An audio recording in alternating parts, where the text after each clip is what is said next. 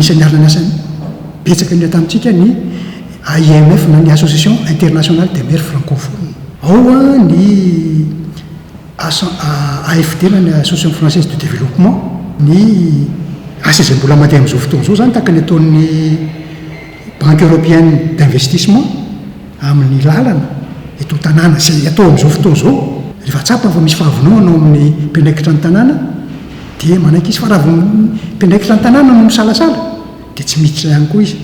Ka izany dia mampiseho fa matotra be ilay fiaraha-miasa amin'izy ireo. Ny banque mondiale moa zany dia miara-miasa amintsika amin'ilay projet produire.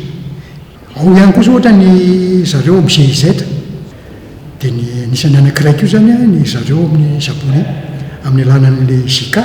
Ireo orinasa be dia be eto amintsika dia samy mifandray daholo tamin'ny commune urbaine, samy mandray anjara na amin'ny asa ara-tsosialy na amin'ny infrastructure.